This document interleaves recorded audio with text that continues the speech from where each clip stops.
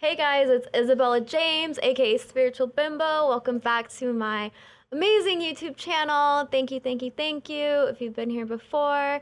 If not, like, subscribe, comment. We love all of the things. And hey, we're in a studio coming from Las Vegas, and we're doing an interview, obviously, here. So I have a man of many trades.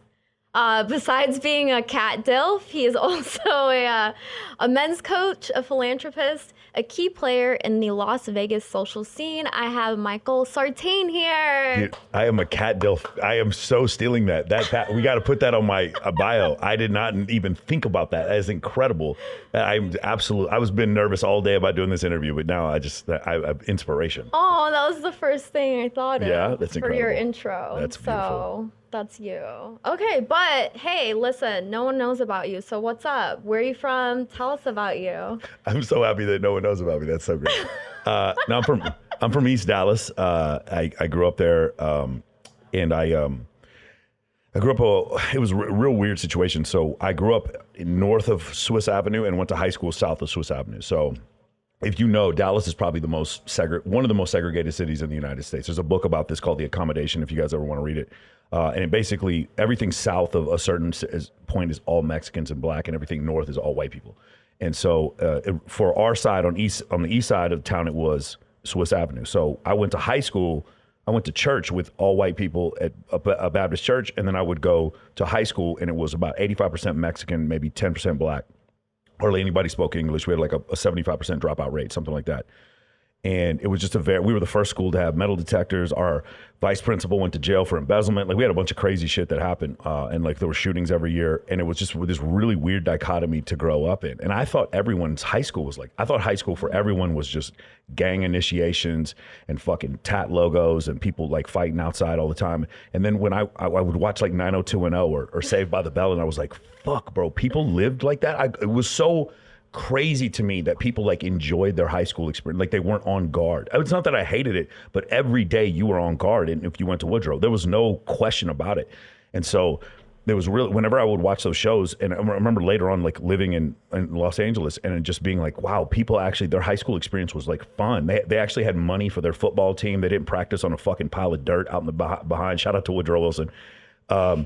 And it was just one of these things. And then the other part that was so funny is that like my high school was built in 1929, and it was named after the most noted segregationist of the fucking 19th century. And it was like this when the high school was originally founded, it was an all-white high school. And until anti-segregation in 1964, I think in Texas is when they started doing it. It was just like, it was one of the craziest things where it's like, I sit there and I'm in a high school named after like one of the most racist presidents who's ever lived. And there's nothing but black and Hispanic people in this high school. You know what I'm saying? Wow, yeah. So it was a really interesting experience. So I would go to church, at a Wilshire Baptist church, and then I would go to hang out at a crack dealer's house and play Madden at night. It was just a very, very interesting dichotomy. In fact, when I joined the military, I would go back home, and it was just one of these weird situations where like I would literally have flown 60 missions over Iraq, and I would come home and we'd be playing in a Madden tournament at a trap house. And I was the first lieutenant in the military, and it was just like two different worlds. It was literally like you're straddling like two different worlds. What made you go in the military?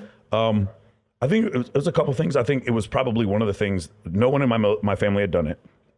It was probably the same reason I went to UT Austin instead of going to SMU. Everyone in my family was a lawyer, professor, or something like that. My uncle Bob is the foremost orthopedic surgeon in the world, and he went to SMU, and then he went to, I forgot, he got his medical degree. I forgot where he got it from.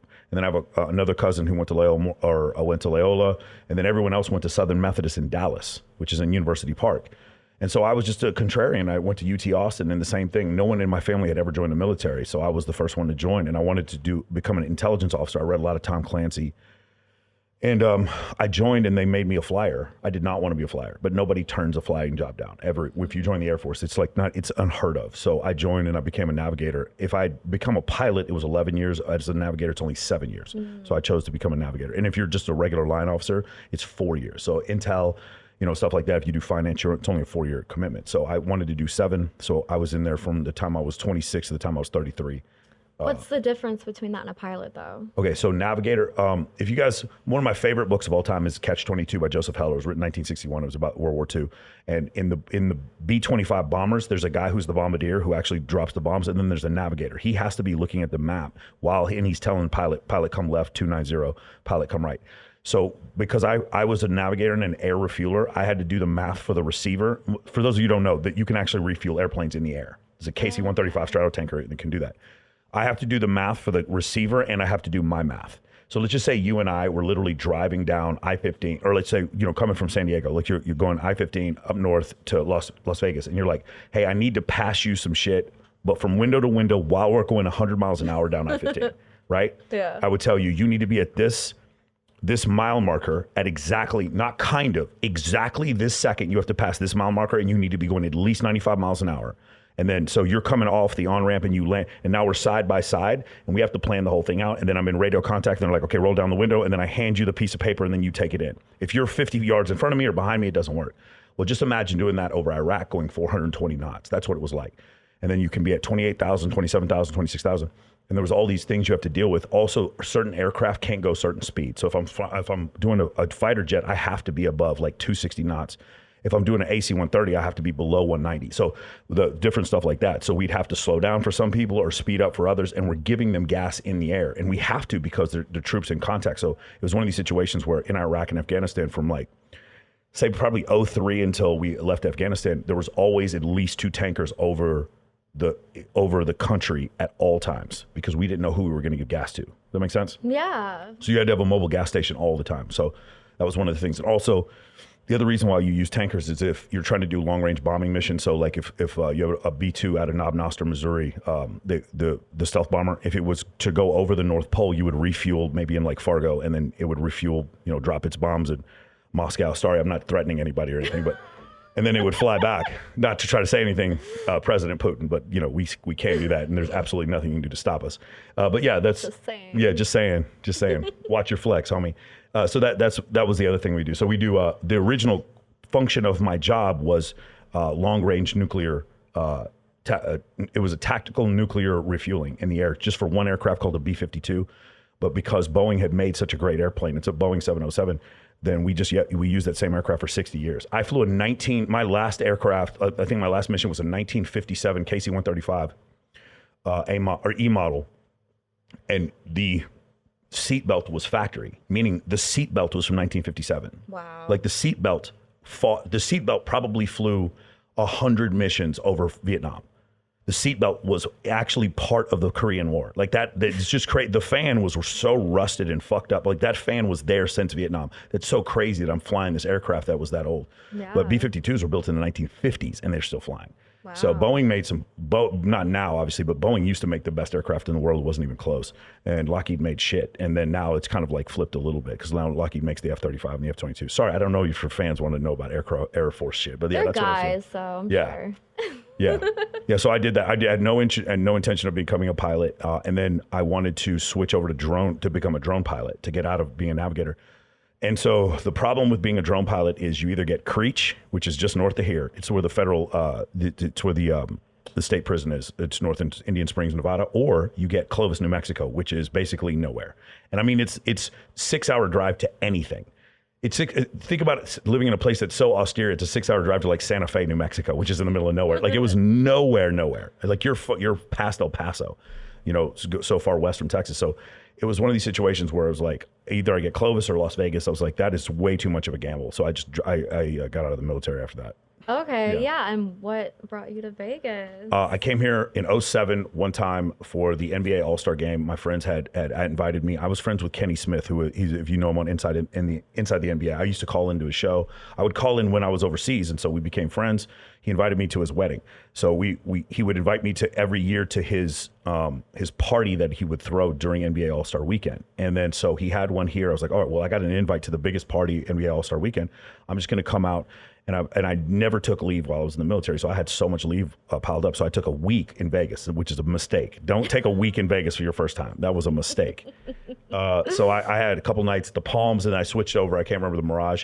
And I remember what did it for me was it was Monday at, I'm trying to remember. I want to say Tuesday at Jet, Wednesday at Tangerine, Thursday at Tau, And I want to say Sunday was at Access or Sunday was at Marquee, and this was like '07. Maybe my dates are wrong, but the whole thing was I had never had so much fun on a Tuesday night in my entire life. Aww. I went with Elizabeth Chevalier 2 nights ago. We went to to Omnia, and when we're at Omnia, there must have been 3,000 people around us. It was a huge party. Everyone who went got a jean jacket, and every table was a different nightclub in Vegas. And it was a Tuesday in the slowest month of the year. And I looked around, I looked at her, I was like, this is better than anything in Los Angeles any night of the year. It was that. And then the other thing was, one time I was here and I was visiting, I was still living in Los Angeles, and Skrillex played at Surrender on a Wednesday night, and I got on stage. And I got back to my place after being on set. You talked about going to see Rufus Du Sol last night. It took you an hour to get there. From my place to being on stage with Skrillex, I want to say was 17 minutes. And then to get home was 17 minutes. And I was the biggest fan of Skrillex in the whole world. Yeah. And I was on stage I have so many videos where I'm like 4 feet away from, he's giving me like a high five. And I was like, and I'm not special. I'm not spending money. I'm just a fucking local who goes out every night. And I'm on stage with Skrillex. Or like the other night, and the other part that's so great is my friends will come here, and then like, oh, I love Deadmau5. I've always wanted to see Deadmau5. Do you want to see Deadmau5 on stage? Like, we'll literally go on stage with Deadmau5, and then Deadmau5 will just like come say hi to them. Yeah. And like as opposed to going to a concert in Wichita, Kansas, where there's like all these people around, and you just see like this little thing up there. It's just the experience of living. There are two completely different experiences: being a tourist here and then living here. Oh yeah. Living here, just imagine the most fun amusement park you can ever experience in your whole life, except you never get tired of the rides. Just Disney World, okay? But you could do everything in Disney World for free, and you lived in Disney World. And if you wanted to go on the coolest ride, you don't wait in that line for 3 hours. You wait for 4 minutes to go on the coolest. Now, you say, well, I'd get tired of it. No, I don't because 1 week it's Rufus Du Sol, next week it's Tiesto, the next week it's Skrillex, I don't get tired of it. And then the pool parties, and then the biggest bikini competitions in the world, and then the industry events where it's like high school over again. We have the Vegas prom where all the locals come out and party, and then everybody wears these like prom jackets, you know what I'm saying? Or like the Letterman jacket. Like everyone gets a Letterman. Cute. You walk in and they have a Letterman's jacket like embroidered for you. Aww. Bro, it's like, what other city is like this? And I just remember thinking this, and it was one of these things where like I don't want to go party every night, but you know what I like is I like to be able to work on my 7-figure business, and then when I roll up the blinds, I live on the Strip. You know, pet my cat, watch some Netflix, and then at 11 p.m. go to the gym, be done with my workout at midnight, and then at midnight get ready, be at the club by 1, and then I'm having the greatest time of my life, and I'm back home by 1:45. Okay. That's what's and I don't drink. And like that experience is so unique. You cannot do this in Dubai. You cannot do this in New York. If you guys are watching this and like you don't go out very much and you go just to experience this. I'm not saying like this is going to work for you, but just do it as an experience. Go to a nightclub in New York or LA without any girls, not expecting to pay any money. And then obviously they're not going to let you in. My point is, look how deliberately rude they are to you. Yeah. Like how much they enjoy shitting on you because you're nobody.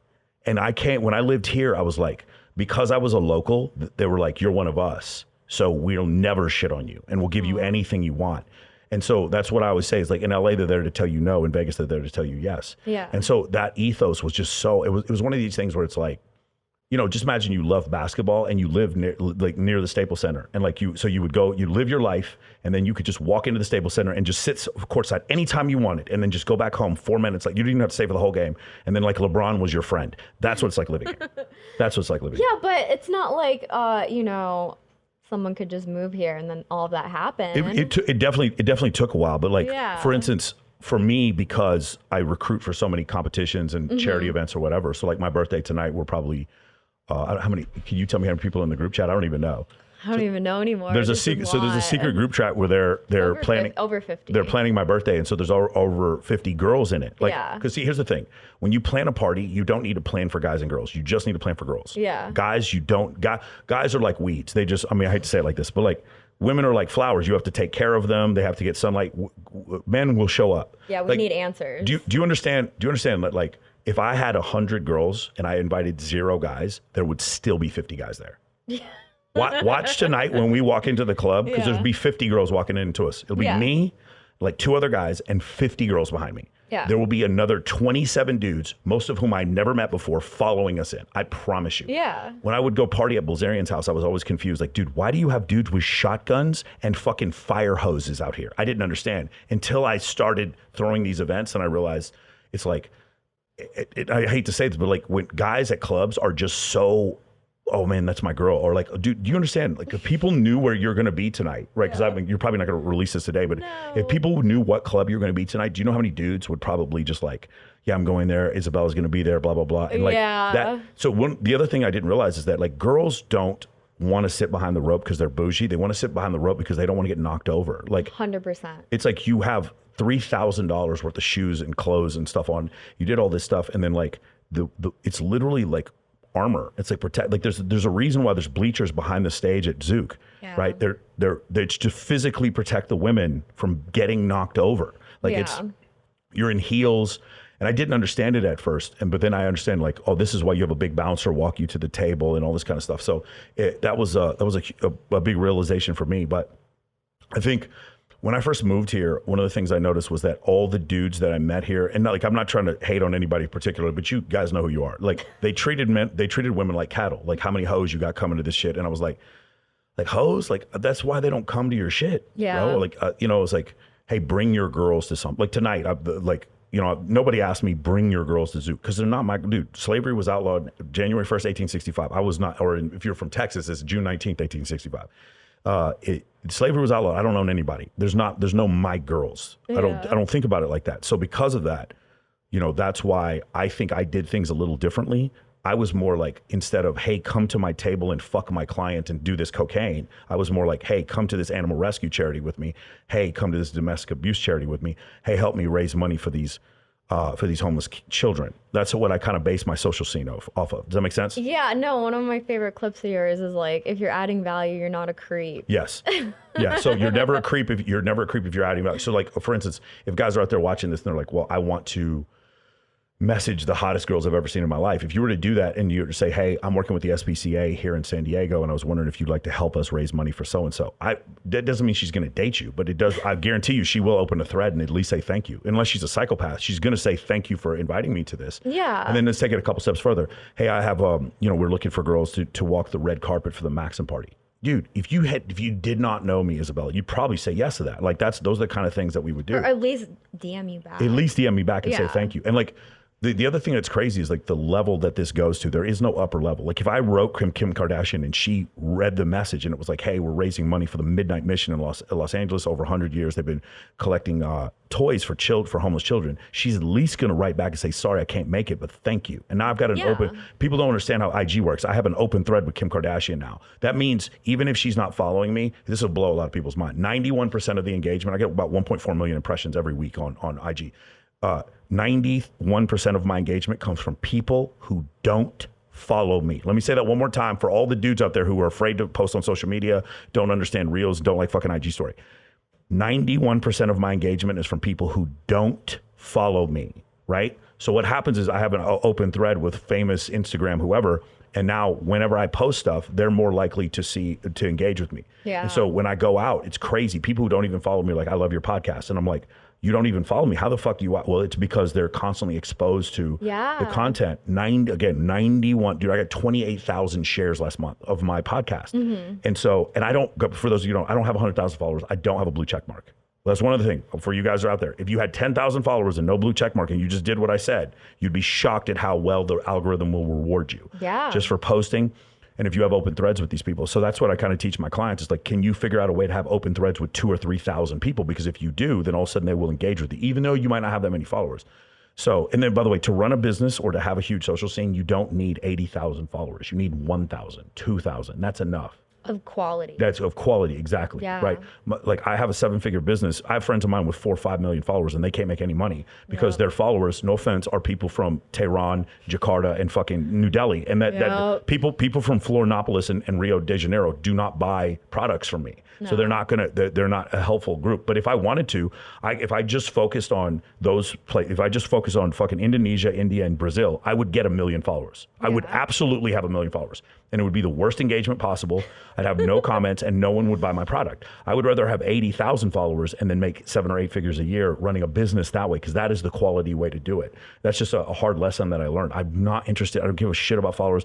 I don't give a shit about likes. Those things don't matter. Shares do, though. Yeah. When people share your content, that is the ultimate form of flattery. So that's one of the things that I really, really appreciated. And so I hired an incredible social media manager. I almost don't want to say her name because you guys are going to hire her away from me, but Char Modell. And she started doing 3 posts a day for me. And then it just completely transformed everything for our business when we started doing that. Yeah, shout out. I'm starting to work with her in November. Yeah, that's right. You talked to Char. Yeah, she's awesome. Yeah. I love her. Yeah.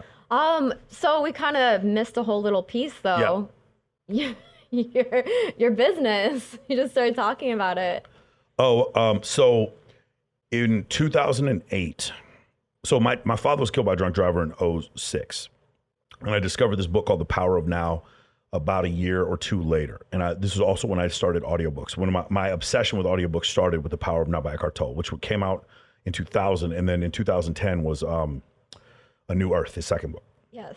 So I read the book and it was so profound to me that I wanted to speak on it, because this is something I learned from my dad. My dad would do a lot of public speaking. So I would go and I would speak on these different things. Now, one of the groups that actually really liked to hear me speak were these male improvement groups, seduction community or pickup artists.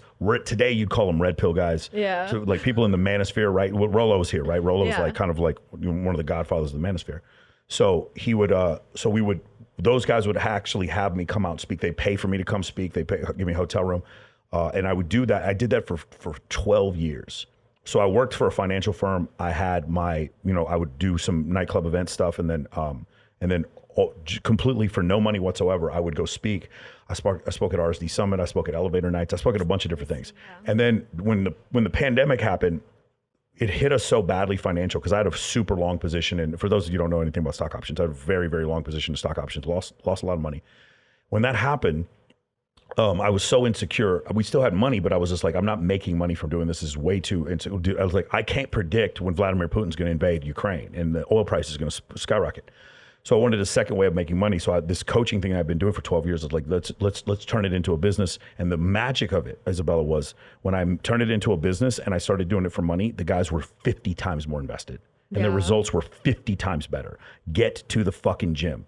The time to go to the gym is when you don't want to go to the gym, right? Stop talking like a passive aggressive little fucking piece of shit. Like, stop talking about people behind their back. Like, talk to them to their face. A lot of the stuff Wes Watson talks about.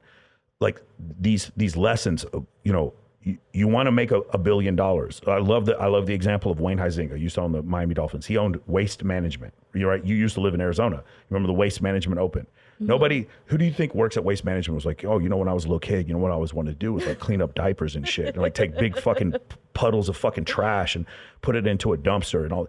Is that what you think No, of course, that was nobody's dream. The trick is, don't follow your dream. Become valuable to other people. That's how you make a lot of money. Okay. Now, once you have that $10 million, then go ahead and start your fucking, your pink taco, whatever. That's so true, though. Like, follow your dream when you've got the 10 mil. Before that, you need to become useful to other people, and then that's how you make a lot of money. So some people think that's inauthentic, and the thing that those people have in common is that they're poor. Like, if you want to make a lot of money, you have to become valuable to other people. Yeah, there you go. Exactly. I mean, that's what OnlyFans is, right? OnlyFans, like, I teach guys how to make a sales funnel. It's the great thing about OF is that you guys have a built-in sales funnel. That's what OF is, by the way. OF is an affiliate sales funnel. Mm-hmm. People don't see it like that. They see it as a porn website. It is absolutely not. Because OF is not producing their own porn. What OF is, or any adult content, or the cooking shows or whatever. You know what I always said? I think OnlyFans needs to, or vegetarians wouldn't like this, but like whenever they like dress a deer or like do a like open heart surgery, I would pay on OF for that. Could you imagine? Yeah. If you just imagine somebody had a heart transplant, and like, let's say the rule said 50% of the proceeds have to go to the person getting the transplant, and the other 50% went to the doctor, and he signed off that it was fine, like not a HIPAA violation. I would pay to watch live open heart, like heart transplants on OF. I wish they would do shit like that, or like ACL reconstruction. If OF started doing that, I think that would be fucking amazing. Who says they don't? I don't know. I've never seen it, but I think it would be great. No, generally the reason why you don't do that is for legal reasons. Like for instance, you can watch ACL reconstruction videos on YouTube, but those are successful ACL reconstruction videos. Okay. They can't have anything go wrong, and then the doctor gets sued. Yeah. I'm just saying, like, that's the kind of stuff I would pay for. It doesn't matter. The point is, OnlyFans is not specifically a porn site. It's an affiliate marketing funnel, right? You buy promo. Yes. Other girls can tag you and stuff, and you can tag them. This is the reason why for anybody else who's trying to build something that's the next OnlyFans, the reason why you'll never have the next OnlyFans is because of what's called the networking effect. It's because I can tag other girls, and they're like, like one of the huge dilemmas, I talk about it here. There's two girls, you're going to meet one of them tonight. They are couples, and they both basically, if a woman had sex with them on camera, her and her husband, you'd make 80 grand, 100 grand. Like, they would get you so many new subscribers that girls are like, okay, I'm going to do this. Yeah. And it becomes a dilemma because I know one girl had never even posed nude before. Her first scene was fucking this couple on camera. Damn. And she made a fucking boatload of money. And it was just like, and she had a boyfriend. And like and he didn't know. Like, do you see the dilemmas that are created? So that's one of the things. But why does that work? That would not work on a different platform because you don't have the networking effect. That person, that performer cannot then gift you all of these new subscribers.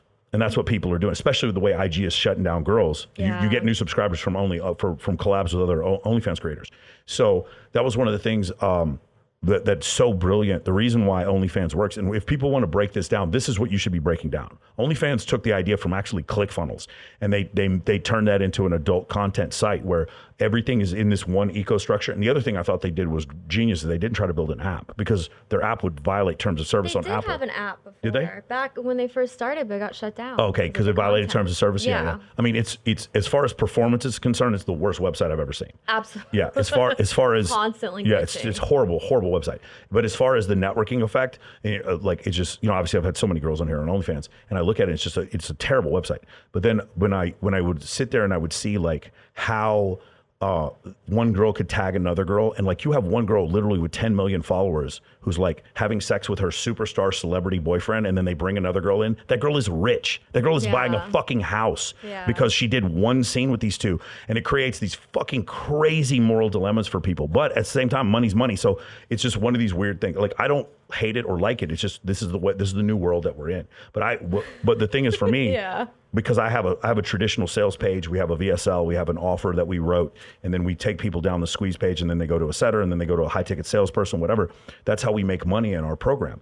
Like, that's the kind of thing that I want to teach guys in my you were asking about Men of Action. That's one of the things we teach you. We teach you what other guys will say is feel good about yourself and follow your passion. Mm-hmm. Fuck that. Fuck your feelings.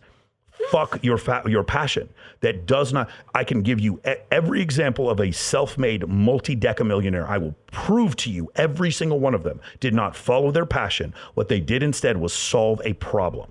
And so that's another thing I teach these guys. So again, 12 years teaching it for free, and then all of a sudden, I decided to do it for money. And then when I do it, I have all these lessons that I've learned from building a business or whatever. Now, obviously, for those of you who probably guess, people, I sell them what they want, and I teach them what they need. They all come for the girls, obviously, because my social media is just nothing but fucking girls. Yeah. And so people will come, and that's the main reason they get drawn into it. But then I'm like, let's fix all these other things. But one of the issues I had with pickup was just like, I don't know if you know what pickup is. It's pickup artist. Pickup artist, right? Their whole thing was like, blow me or blow me out. It was one of these things where, like, man to woman, super direct. And like, I'm sure that works for some people. The problem with direct is like, you're right on the edge of like getting thrown in jail. You don't understand. Like, if you try to do some of that stuff when you went with me to the Playboy Mansion, I know some guys think I'm full of shit, or they think, culture's too woke or whatever. I'm telling you, you will get kicked out of the Playboy Mansion going up to Kendra Wilkinson and telling her how bad you want to fuck her. You are going to get kicked out. So that's one of the things I was talking about. Like, and so I didn't particularly care for that. I thought that was, a little bit like outdated, that type of mentality. And my whole thing was like, why don't we just provide value for everyone and create social situations where, maybe it's not the girl of your dreams, but it's 50 of the girl of your dreams. And then you just figure out who you like. They figure out if they like you, and let's improve yourself as a man in the gym, with the books you read. For me, and I know you talk a lot about meditation. For me, it's the books you read. Yeah. The books you read are such a fundamental part of what makes you who you are. So me, when I was in the military, I could get through 60 a year. Now I can't. Now I can get through maybe 20 books a year. That's about it, because I have to study for each podcast. But back then, man, we'd fly these missions, and you'd be just running circles over fucking Fallujah, and I was just like, all right, let's put on an audiobook. And I would listen to audiobooks for hours at double or triple speed. So that was, yeah, man, those were good times, man. Yeah, that's how I started coaching. And my coaching program is there are 114 modules. There are 1, 2, 3, 4, 5, 6, 7, 10 pillars. The pillars go high status networking, entrepreneurship, leadership, mindset, and then it goes finance. And then in the advanced section, it goes social networking, event planning. Then it is critical thinking, evolutionary psychology, and winning mindset. And then I can't remember. Then there's some extra stuff all together that ends up being 114 modules. And then there's 900 hours of content. So each one of my calls is 3 hours. And each group call, we answer questions. I've done 7-hour calls before because I will not get off the call until every single question that my client has. I have 410 clients. I've never had a legitimate refund. I've had refunds where guys were like trying to steal the program. You know what I'm saying? Like record the program and then put it up on like BitTorrent. Yeah. I've had 2 of those. How'd you find them out? Because at 30 days they wanted a refund and they were trying to steal off Kajabi. It's a little bit more difficult to steal shit off Kajabi. Yeah. But yeah, that's what they were doing. And then I had one guy just basically, he legitimately didn't have the money. So I was like, oh yeah, we'll give you your money back. I don't want to hold anybody up like that. But yeah, we just don't have refunds. Yeah. It's funny when I tell other content creators that, they're like, you have no refunds means you're not charging enough. And I was like, nah, I don't want to charge anymore. So yeah, that was the issue. And then like we also teach how to build a sales funnel. And our close rate after we hired a setter was like 60%. So it was just, this is the kind of stuff like, how do you walk into a nightclub with 70 girls? How do you create a fucking business where you're getting a 60% close rate? How do you get in shape? You know, I turned 45 years old yesterday. How do you get in enough shape to where you can still play football, basketball with your friends? You know, how do you get to the point where you're comfortable talking on a microphone? You're comfortable at a job interview. You're comfortable trying to get people to sponsor your program. You're comfortable trying to get new clients. How do you do all these things and level up as a man? And that's what I would teach. But there are women in my program too. There's 11 women in my program. Really? Yes. But women get to do the program for free. Okay. I don't charge women to do the program. Yeah, like how does it benefit them when it's? Because it's the same thing. Like wouldn't you want to run a set, like if you want to do merchandise, right? Yeah. Okay, so if you want to do merchandise, we need storefront, and then if you wanted somebody actually for like. So you teach coaching as well, or I thought it was just like the high status stuff. Yeah, but that it's all of it, right? So the book behind me, Evolutionary Psychology, right? So there's nothing you're like blonde hair, like you have blonde hair. Blonde hair is a sign of youth. Yeah. Right, because women cannot keep blonde hair past 35. It's a genetic impossibility, right? So facial symmetry, dimples, right? Like you have like low body fat. I can see at your abdominal muscles. These are signs of youth and like health. Mm-hmm. Every one of these things you do, even the tattoos, are actually signs of affiliation with a tribe. Like they're tribal affiliations. Like every single one of these things has to do with sexual selection. Yeah. We think that they're free choice. This is a really controversial view I have. I have I think humans have very little free will. Almost all of it is evolutionarily designed. Okay. And the reason why you like think about the ice cream you couldn't help but love tasting, or the man you couldn't help but be attracted to. That's not your choice. Yeah. So where do those things come from? Well, the ice cream is because it's sugar, which is carbs, which is what your ancestors need. And the man that you were attracted to, he had evolutionary features that you found attractive. You don't have a choice.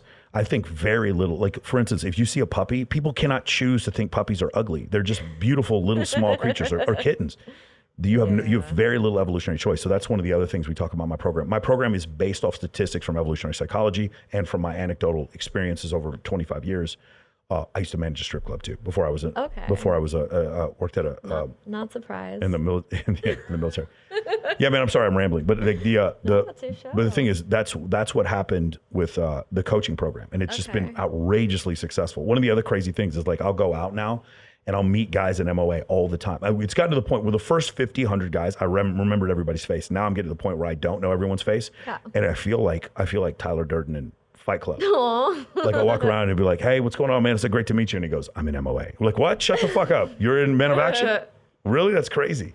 Yeah. And then the other thing we did was, we teach is organic, paid, and affiliate. So organic traffic is like for if you were trying to sell merchandise off your Instagram. Mm-hmm. Paid would be if you created an advertisement, use Facebook Ad Manager, and then try to sell ads, pay for ads to sell your merchandise. Paid. And then affiliate would be go to spiritualbimbo.com/earn, get your own affiliate code, create basically what Andrew Tate did, where he had all those people make affiliate accounts of his, and then he would sell the Hustle University. You get 10%. So every person that would sign up for a $50 a month subscription to Hustle University, you get $5 for each month. Yeah. And so that's how guys were making a boatload of money. So I have an affiliate program for Men of Action. It's moamentoring.com/earn. And if you do that, then my highest program is $8,500. You make $850 every time you sell one of these programs. So guys would pop up and they would make IGs, TikToks, and YouTube channels with just clips of my podcast. And then they would sell my program. And if they made the commission, then they would get, you know what I'm saying? And we have super affiliates too. So that's what I teach to these guys. I'm like, it is so, I know this is going to sound super elitist, but it's so easy to make money now with the way the internet is. Yes. There's so many opportunities. Yeah. And that so many people have that as an excuse that it's not an excuse, man. Like if there are people, own excuse. If you're sitting here right now, there's no degree you need to learn how to become a high ticket salesperson, to become a setter, to learn how to write sales copy, become a copywriter, to turn that copywriting into a video sales letter, or to create a sales funnel, or to do affiliate marketing. Those things you can do if you are handicapped, sitting at home, you cannot leave your house. Yeah. If you have a phone and an internet connection, you can learn to do all those things I just said for free, basically, with no degree. There is no excuse for you to sit around and say, oh, I can't make money. It's not possible. Yeah, like I'm a big fan of the Hermoses. Yeah. And like they literally learned everything from fucking Google. Yeah, it's incredible. Themselves, incredible. But the thing about the brand they built too, like their brand is, I love the fact that their brand is, we spend no money on fucking anything.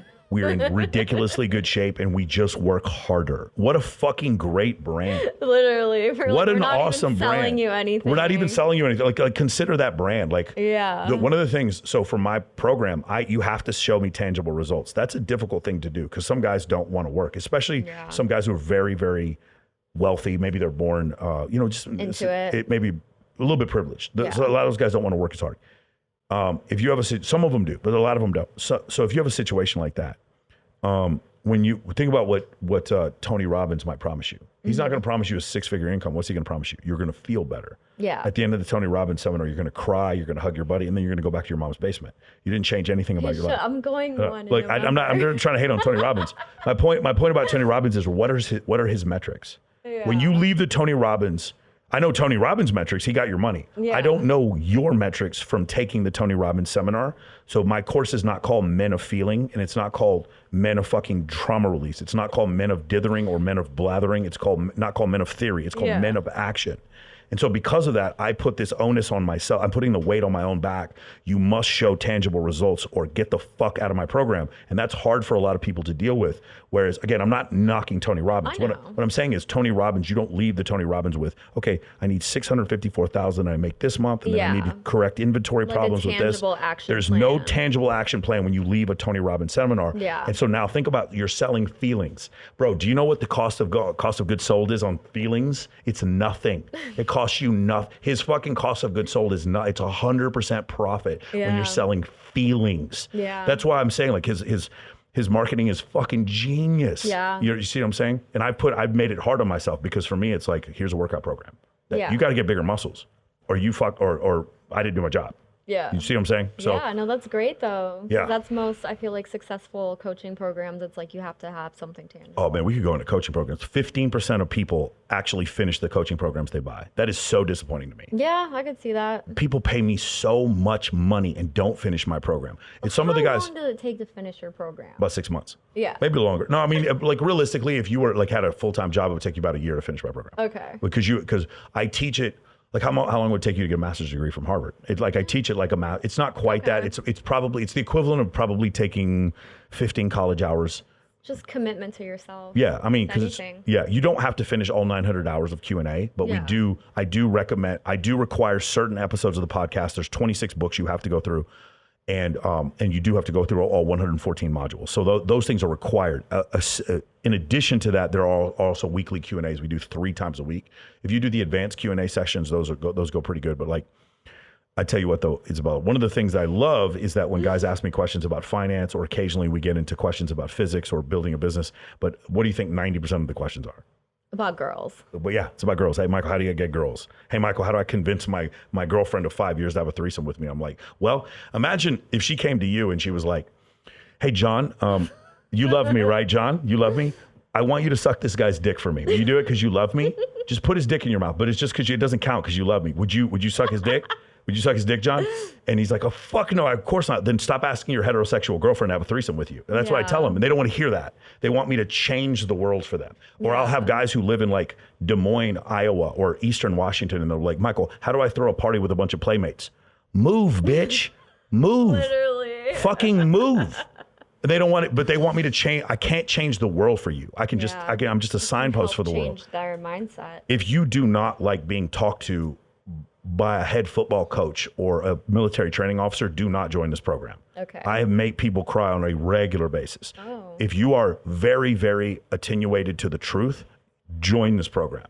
Yeah. If you are again, your truth, your place in the world, men, you are not special. None of you are special.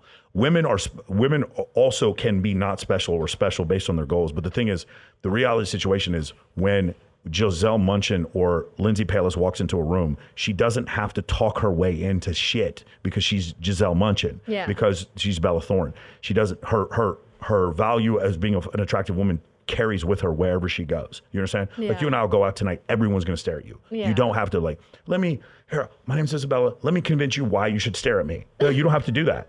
Right? But what do I have to do? Hey, my name's Michael Sartain. I have to convince you why to join my program. Yeah. See what I'm saying? So that's the only thing. And if I decide to not work or not perform, I will live on my mom's basement, live in my mom's basement my mom doesn't have a basement. We're in Texas. Nobody has a basement.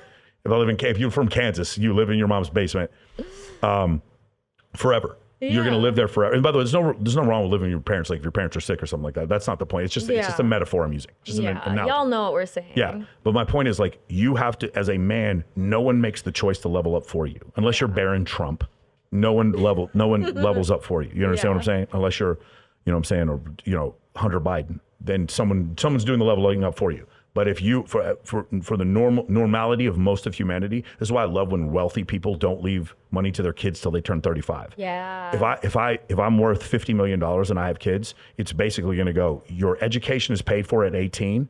You will not receive even $1 million until you finish your first master's degree, or you have a job where you're at least making $200,000. Like I'm literally going to have the attorney write these things where there are incentive clauses where you do not get your full inheritance until this, or you turn the age of 35. I'm not doing that because I've seen money ruin people's lives so 100%. Vociferously. Yeah. And so that's another thing that I've seen. Motivation is way more valuable than money that your parents give you. Yes. Yeah. Absolutely. Well, to leave on some more lightheartedness. Yes. How about funniest moment you've ever had at an event? Oh man, God, there's so many. So if we include Paradise Challenge, okay, the nude side one, yeah, if we include Paradise Challenge, they're crazy. Like the funniest ones are usually like, they're not funny though. There's just like a dude figuring out his girl was cheating on him. Like this happens all the time. Funny. It's not, those parts are not funny. I will tell you, God, there's so many going through my head and I shouldn't say any of them. Okay. I mean, just funny ones where like this one guy comes up to me and tells me like, just this girl's messing around with like 4 dudes at the same time. And then one of the guys she's messing around with comes up to me and he's like, yeah, I'm just messing around with this girl because my wife is cucking me. And I'm like watching his wife make out with some dude over there. And I'm like looking at this guy and I'm like, he's super good looking. I'm like, you want her to do this? Like, I don't care if she does this, but like she's being disrespectful. I'm like, yeah, she's fucking another dude right in front of you. Or another time was same thing. It's always on the nude side in hedonism. I was sitting there getting a pizza on the nude side at hedonism. And this woman comes up and goes, yo, man, you got to take your clothes off. And I was like, take my clothes off? I'm just getting a pizza, man. Why do I got to take my clothes off? And this woman, the security guard, she goes, you're making the other guests feel uncomfortable. And I'm looking over to my right, and there's a woman bent over being fucked by 2 men at the same time. And I'm like, ma'am, I don't think she's uncomfortable at all. I think she's good. I don't think unbothered. It doesn't seem, she seems completely unbothered. There's 4 other men around her with their penises out. None of them seem to really know or care about my existence. Yeah. I don't think I'm making anyone feel uncomfortable, man. But I'll also go stand over there on the beach if that's what you need. Stuff like that would happen. I've seen that kind of stuff. And then just like at the club here, it's just, I don't know, because every time I say they're funny, they're not funny. It really is. It ends up, you guys see those memes from Future where like, she belongs to the streets. They're like that. Oh no. They're like that. Like literally, like I'm sitting there hanging out with a girl and I know, it's like, you have a boyfriend. Like, what are you doing here right now? You know what I'm saying? Like, I know you're a man. Like, why are that stuff like that? And but it's not funny, but it's funny. You know what I'm saying? That kind of stuff. Like womp womp funny. Yeah.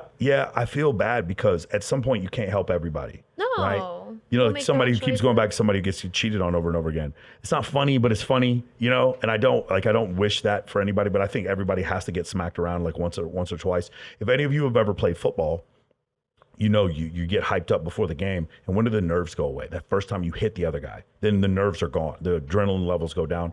I think everybody. I told my clients to go to Jamaica to hedonism, and I had one client. He told me this. He was like, "Man, I was making out with this girl, and it was incredible. It was like a Wednesday night. It's like I was making out with this girl. It was an incredible time. We were naked in the hot tub, and you know whatever happened, Bible study, whatever." And then he said he went there the next day, and she was sitting there like going down on some other dude, and like the pit in his stomach. Heartbroken. Because he really liked her. The pit in his stomach, he's like, how he felt. He goes, Michael, I've never felt anything like that. And I was like, well, Read the room, dude. no, but it's like I feel like every dude needs to see that once. One of the things I love about hedonism is because you'll go on a date with a girl who will tell you, I wait 7 dates before I have sex with a guy. But in your mind, you also know she's saying that because one time she went out with Chad Thundercock and fucked him on the first date.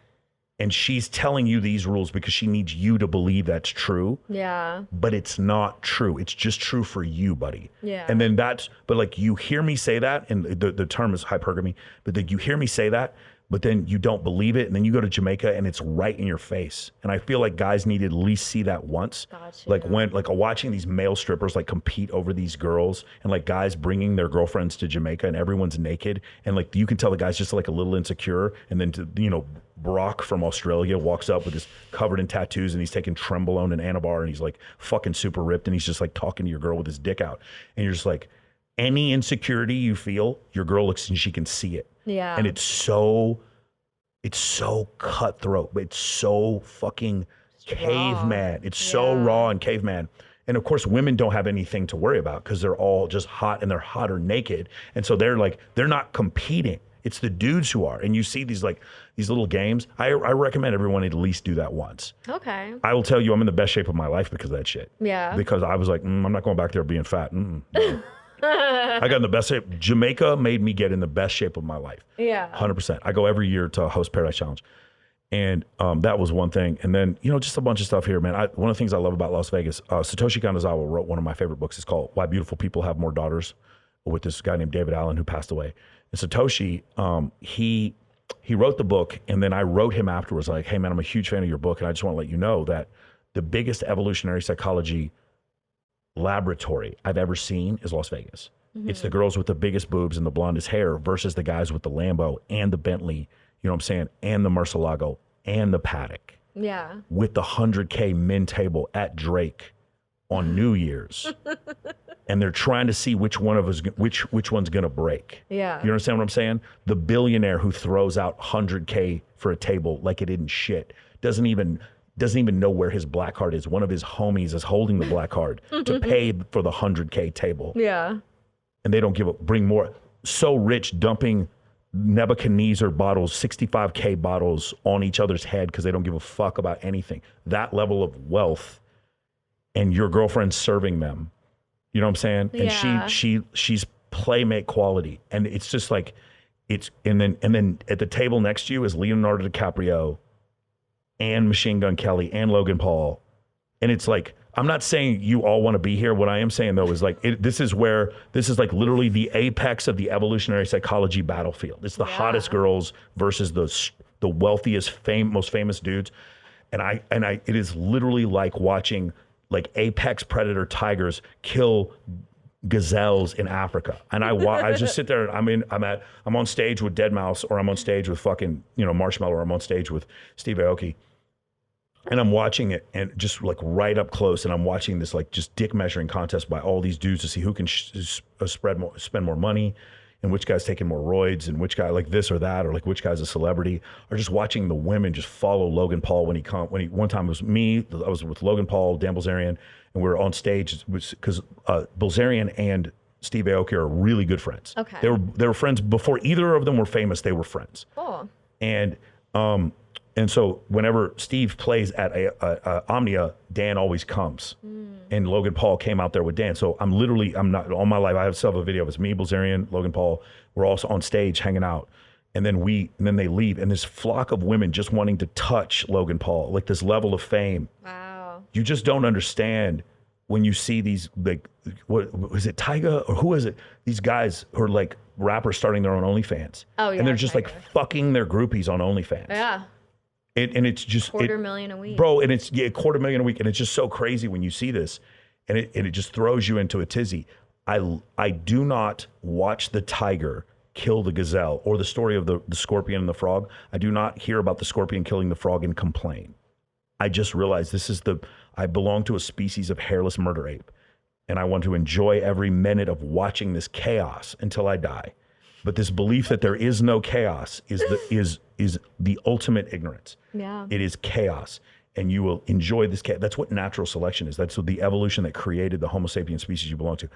It is a function of chaos. You need to embrace and enjoy every moment of this chaos until you die. Now, the problem is, when you look, every one of you who may be watching this, because I'm sure you may have some guys who follow you on OF who may be challenged in one way or another, either financially or maybe they feel like they're too short or whatever. The thing is, I would recommend all of you stop what you're doing and watch Nick Santonastasso come on my podcast, sit in this very chair. Nick is missing both legs and his right arm. Nick makes millions of dollars a year and is married to or is dating a gorgeous social media influencer. He has one finger on his left hand. That's all he's got. He walks on his one arm and the stumps that he has for legs. Wow. He goes around, he works for Tony Robbins. He goes around giving speeches like to motivate people. If Nick Santonastasso, who's missing two legs and an arm, if he's out here like doing backflips and practicing jujitsu with one arm, and he does fitness competitions. Wow. Like he actually has to have somebody push his joints in so he can build his right pectoral because he doesn't have a muscle here. He doesn't have an arm. If he can do this, remember we just said about you can make $1 million and it's easy. It's easy, but it's possible. Yeah. If Nick Santonastasso is tell me that his girlfriend is gorgeous. Go look at his IG right now. If he can do that, what excuse do you have, man? You have two legs. You have hands that work, bro. It's like, absolutely. To me, you just have the gratitude. I know I'm going a ton of different directions, but I'm always so fascinated by people who lived before antibiotics. We take it so for granted. Do you ever? Yeah. Do you ever watch, like? And this is not as far back, but do you ever watch like Sanford and Son or watch All in the Family, or if you ever watch Good Times? When people were I'm 45. When people were 45, they'd been smoking and drinking, and they look like they're 60 today. Yeah. People looked old and ragged, but now we take care of ourselves. You know what I'm saying? They look like you. Huh? Oh, I appreciate that. Thank you. It's very sweet. But like that, like when we look at people who are that age, tomorrow, I'm not going to tell you who, but there's a girl coming on the thing tomorrow. She's 37. You're going to think she's 22 because of plastic surgery. And her incredible fucking genetics, her testosterone levels, and the fact that she works out every day. Yeah. She's got 3 kids. You're gonna be like, what the fuck? It doesn't look like it at all. And so what's happened is we take these things for granted. And Richard Hart, who was on last time, he's like, over time we increase the life expectancy, but we don't increase the span. You're not gonna get past 120. None of you are getting past 120. That's it. 120 is the cap for how long humans live. So that's the thing. Like when you realize the advantages that you have, you live in the time of a transistor that was built in 1957, which eventually created this, which was because of the discovery of quantum mechanics that happened in the 19-teens. And then you realize that like we live after Galileo, we live after Newton. So we understand space travel. We understand how to put satellites up into orbit and things like that. And so we have these cell phones that work, and we have abilities to treat cancer. We definitely haven't cured cancer. We have, electric cars, and we have the ability to like literally, there's no information I can't get off of Wikipedia or some other website for free. Now there's a lot of misinformation too. Yeah. But like how difficult would it be for me to like bootleg stream a copy of Avatar on my phone right now while we were sitting here? It would take 2 seconds. Yep. It would cost nothing. It would take 2 seconds. I'd be using the Wi-Fi off my cell signal. Like the time we live in right now, where the fact that we have broad spectrum antibiotics and we have all these treatments, and we take all of this for granted. If like realistically, you could be a middle class person, and if you really wanted to go spend a weekend in Dubai, you could do it. It's not that expensive. Absolutely. And you're gonna fly in a fucking tube going 500 knots. You know what I'm saying? Yeah. Sitting moderately, think about people trying to cross the Oregon Trail, dying of dysentery. You're flying at 500 knots over the planet and then landing in Dubai and getting out and seeing the Burj Khalifa that's 2,700 feet tall. Yeah. And like no one really stops you. You're free. You know what I'm saying? Like you have all these things. Just think about growing up in Soviet Russia.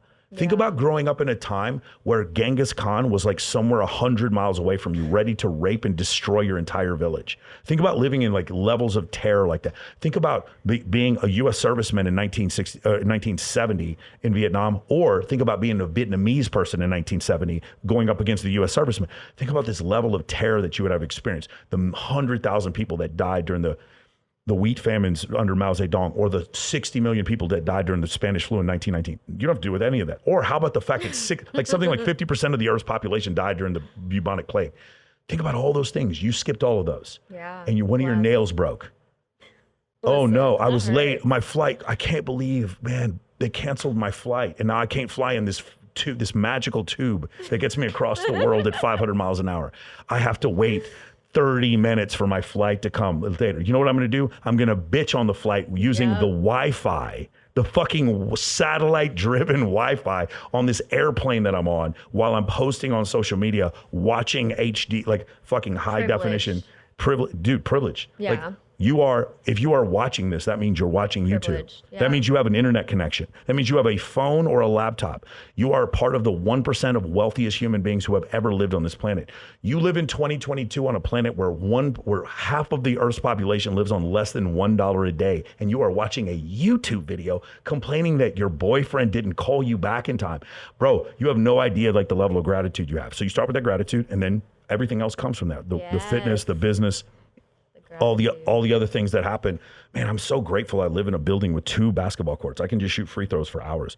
I love that. I mean, my life is great. I've rescued 9 cats.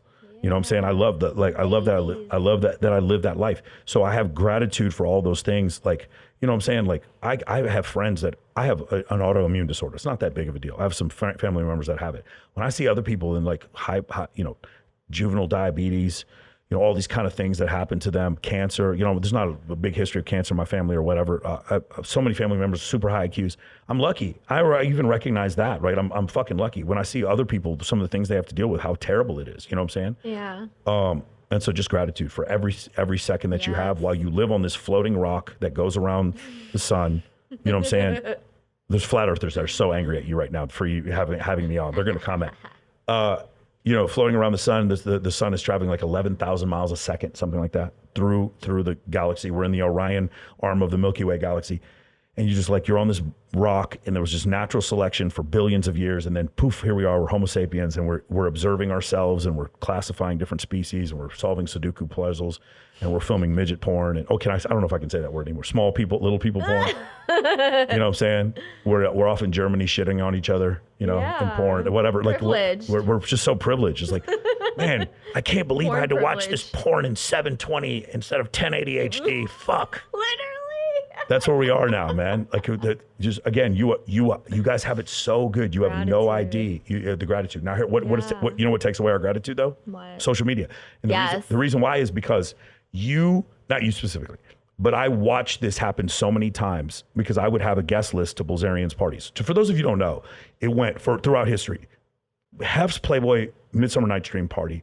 That's the top. There's nothing better than that. There will never be anything that topped the Playboy Mansion parties. I don't give a fuck what any of you say. You're wrong. They were TV shows about that place. That place was incredible. As far as the spectacle, I'm not making a commentary specifically on how Holly Madison was treated or any of those situations. Yeah. I'm just telling you, as far as a party was concerned, that was the top of the top of the top.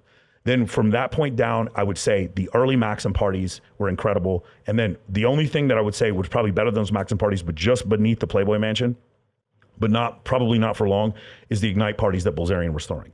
Nothing that was every IG model you've ever seen. There'd be 1,500 girls and like 200 dudes. It was the most incredible shit. And then you would literally be sitting there. I'm not lying. I would see Bruce Buffer here. Machine Gun Kelly would be here. Diplo would be here. It was incredible. Cardi B would show up.